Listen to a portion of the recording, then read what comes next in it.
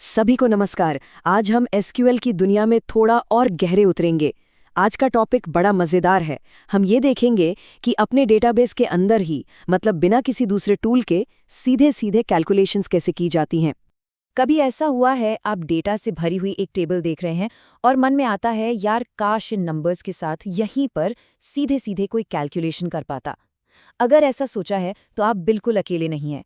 ये एक बहुत ही कॉमन सवाल है और आज हम इसी गुत्थी को सुलझाने वाले हैं। और इस पहेली का जवाब क्या है? जवाब है एसक्यूएल अरिथमेटिक ऑपरेटर्स। इनको आप अपने जादुई हथियार समझ सकते हैं जो आपको अपनी क्वेरीज में ही प्लस, माइनस, मल्टीप्लाई, डिवाइड ये सब करने की पावर देते हैं। तो ठीक है, शुरू करते हैं। सबसे पहले सबसे बेसिक और सबसे ज्यादा यूज होने वाले ऑपरेटर्स को पकड़ते हैं, जोड़ और घटाओ। सोचिए एक सिचुएशन है, आपको अपनी कंपनी के हर एम्प्लॉय की सैलरी में बोनस जोड़ना है। एसक्यूएल में आप हर एक रो के लिए एक कॉलम की वैल्यू में कोई फिक्स्ड नंबर जोड़ सकते हैं। ये चीज तब बहुत काम आती है जब आपको बहुत सारे डेटा को एक साथ अपडेट या एडजस्ट करना हो। अब देखिए, असली जादू तो कोड में है। हमने लिखा है select salary, salary plus 100 as salary plus 100। इसका मतलब क्या हुआ? एसक्यूएल हर एम्प्लॉय की सैलरी उठाएगा, उसमें 100 जोड़ेगा और फिर एज कीवर्ड की मदद से एक नया टेम्पररी कॉलम बना देगा जिसका नाम होगा सैलरी प्लस 100। देखिए, एलेक्स की सैलरी 25,000 से 25,100 हो गई और ऐसे ही बाकियों की भी। है ना कमाल की चीज?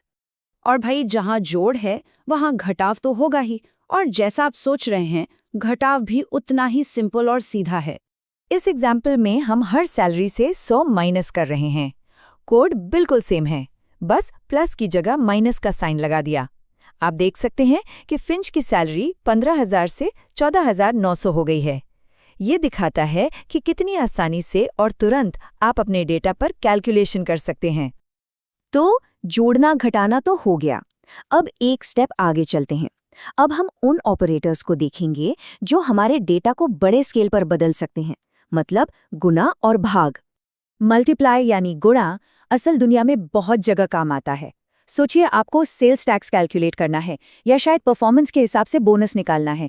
इन सब चीजों में गुणा आपका सबसे अच्छा दोस्त है। इस क्वेरी में हम हर सैलरी को 100 से मल्टीप्लाई कर रहे हैं। जरा देखिए कि सैलरी की वैल्यू में कितना जबरदस्त चेंज आया है। फिंच की सैलरी 25,000 से सीधे 25 लाख हो गई।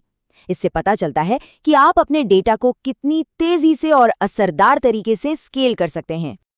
मल्टीप्लाई के बाद अब बारी आती है डिवीजन की, यानी भाग की। ये ऑपरेटर तब बहुत यूजफुल होता है जब आपको एवरेज निकालना हो, रेशियो कैलकुलेट करना हो या फिर पर यूनिट कॉस्ट निकालनी हो। यहाँ हम सैलरी को 100 से डिवाइड कर रहे हैं और ये बहुत बढ़िया तरीके से दिखाता है कि एसक्यूएल डेसिमल यानी दशमलव वाले रिजल्ट्स को भी कितनी आसानी से हैंडल कर लेता है। वॉटसन की सैलरी के केस में देखिए, रिजल्ट है 123.12। मतलब एसक्यूएल आपके लिए सारी मुश्किल कैलकुलेशन खुद ही कर लेता है ना? बिल्कुल क्लीन।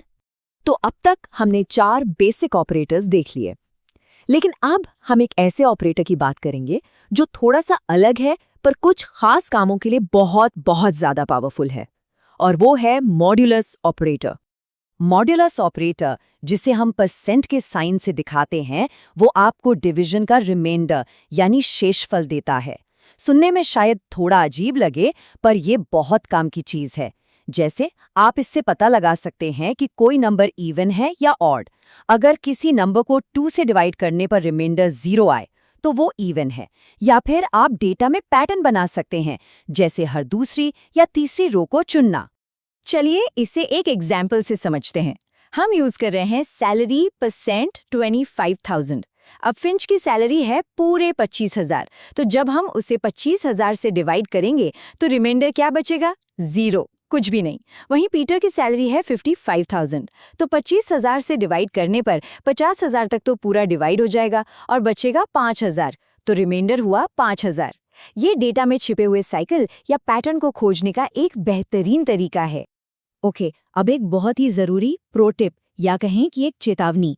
ये एक ऐसा कॉमन ट्रैप है जिसमें नए सीखने वाले अक्सर फंस जाते हैं और इसकी वजह से आगे चलकर बहुत सारे बग्स आ सकते हैं। तो जरा ध्यान से सुनिएगा।